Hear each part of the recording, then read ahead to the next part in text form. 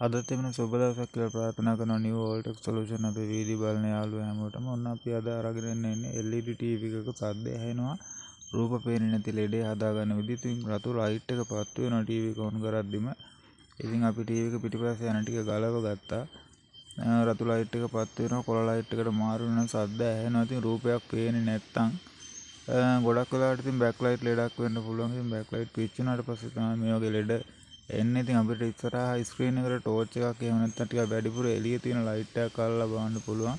TV එක on වෙද්දි TV එකේ නම මේක නම් Intex TV එකක්. ඉතින් Intex කියලා නම වරනොද කියලා අපිට බලා ගන්න පුළුවන්. ඉතින් ඊට පස්සේ අපිට පුළුවන් TV එක පිටිපස්සෙන් පවුම පරිස්සමට ගලව ගන්න. ඉතින් ගලව ගද්දි මතක තියාගන්න ඕනේ මේ හැම කෑල්ලක්ම තියෙන තැන ඒ විදිහටම හොඳටම මතක තියාගෙන පොඩි ප්ලැට් ස්ක්‍රූ පේනකින් ගලව ගන්න පුළුවන්.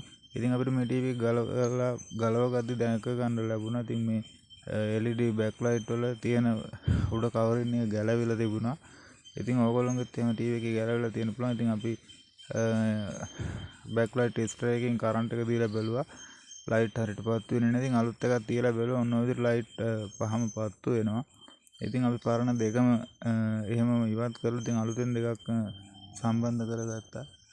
ඉතින් සම්බන්ධ කරගත්තට පස්සේ හොඳට වැඩේ 100ක් සාර්ථකයි. ඉතින් අපි කෝකටත් කරන්ට් එක ආපහු දීලා බැලුවා බෝඩ් එක තියලා. ඔන්න කොළපාට ලයිට් එක මාරුණා. බෑක් ලයිට් එක ඔන් වෙනවා. ඉතින් අපි ආපහු විදිහට තිබ්බේ විදිහට TV එක සම්බන්ධ කරගන්නවා. සම්බන්ධ කරලා ඉතින් ඩිස්ප්ලේ එක බොහොම පරිස්සම් ගන්න ඕනේ. රෝස මලක් වගේ තමයි. එයාට මැරුණොත් ඉතින් කැඩලා යන්න පුළුවන්. එහෙම වුණොත් ඉතින් රුපියල් 30000ක් වෙනවා අද කාලේ ඩිස්ප්ලේ එකක්. එතෙන් බොහොම පරිස්සමට මේ වැඩේ කරගන්න ඕනේ. ඉතින් අපි මේ දේ බොහොම පරිස්සමට කරගත්තා.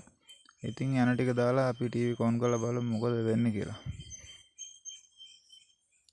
ඔව් අපේ වැඩේ 100ක් සාර්ථකයි. එහෙනම් සබ්ස්ක්‍රයිබ් කරලා අපේ channel එක එකතු වෙන්න කියලා යාළුවෝ හැමෝටම ඉල්ලන ගමන් අපි එනම් ආයෙත් වීඩියෝ එකකින් හමු වෙමු. සුබ දවසක්.